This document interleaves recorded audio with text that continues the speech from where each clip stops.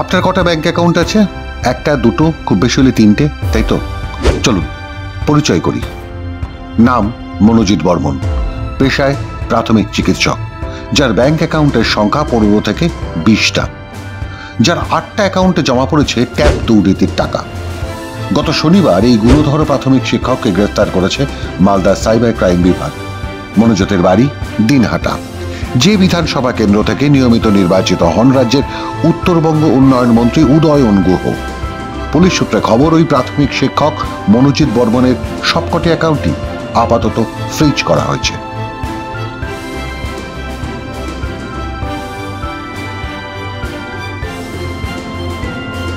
কলকাতা সহ রাজ্যের 19টা জেলায় অসংখ্য স্কুলে ট্যাব কেলেঙ্কারির অভিযোগে তদন্ত করতে গিয়ে জেলায় জেলায় সিট গঠন করেছে পুলিশ।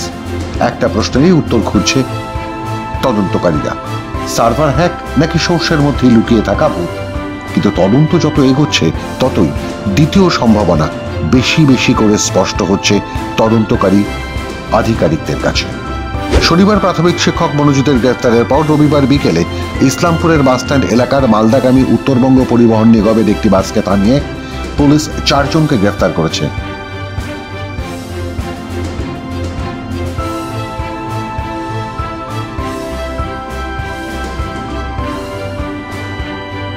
জানা গেছে, ধৃত 4 জন বিহারের কিষানগঞ্জের দিকে সরকারি বাসে করে যাচ্ছিল ট্রেন ধরার উদ্দেশ্যে।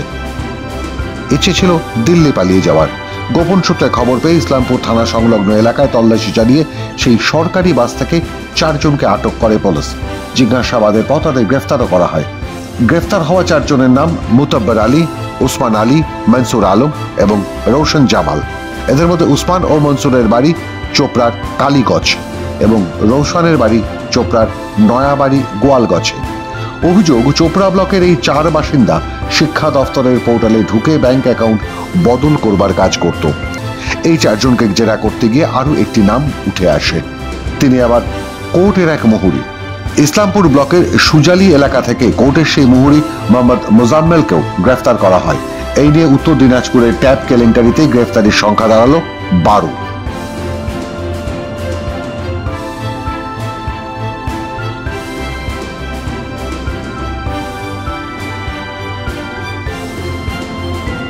এই 1 ডজন প্রতারক কেউই মাস্টার মাইন্ড নয় বলে তদন্তকারীদের বিশ্বাস। এরা টাকার বিনিময়ে কাজটা করত। আসল টাকা রোজগার করতেন পর্দার আড়ালে থাকা অন্য কেউ, যাকে এখনো চিহ্নিত করা যাচ্ছে না বলে তদন্তকারীদের দাবি। পুলিশের পক্ষ থেকে আরো একটা বিষয় খতিয়ে দেখা হচ্ছে, কিভাবে স্কুলে ট্যাব প্রাপকদের নামের তালিকা তৈরি থেকে জেলা শিক্ষা দপ্তর হয়ে কলকাতার বিকাশ ভবনে চূড়ান্ত তালিকা এসে পৌঁছত। এই রুটটাও খুঁজে দেখছে পুলিশ।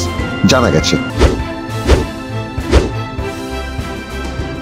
প্রাথমিকভাবে স্কুলগুলি থেকে প্রাপকের নাম, অ্যাকাউন্ট নম্বর, সংশ্লিষ্ট ব্যাংকের IFSC কোড সহ জমা পড়ত জেলা স্কুল পরিদর্শকের কাছে।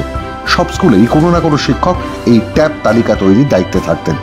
জেলা স্কুল পরিদর্শক স্কুলগুলির তালিকার সফট ও হার্ড কপি হাতে পাওয়ার পর প্রয়োজনীয় চেকিং সেরে সেই তালিকা ফরওয়ার্ডিং লেটার সহ পাঠান বিকাশ ভবনে।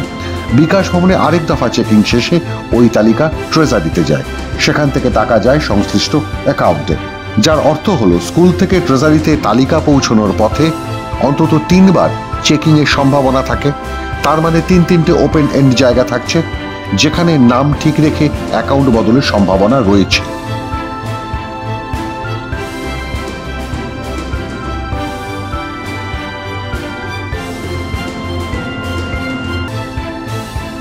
তদন্তকারীদের ধারণা, প্রাথমিকভাবে স্কুলের শিক্ষকের সংখ্যা কম হওয়ার কারণে অনেক স্কুলই স্থানীয় সাইবার ক্যাফে থেকে তালিকা আপলোড করিয়েছিলেন।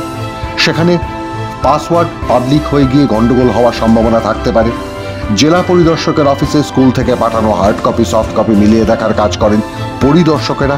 সেখানে আরেক দফা পাসওয়ার্ড পাবলিক করা হয়, সুতরাং সেখানেও গন্ডগোল থাকতে পারে। সেখানে আরেক দফা পাসওয়ার্ড দিয়ে ওই তালিকা দেখতে পারেন আধিকারিকরা, যেখানে ভূতের আবির্ভাব হতে পারে। এবং 3, খোদ বিকাশ ভবনে থাকতে পারে ভূত। মাধ্যম ব্যুরো রিপোর্ট।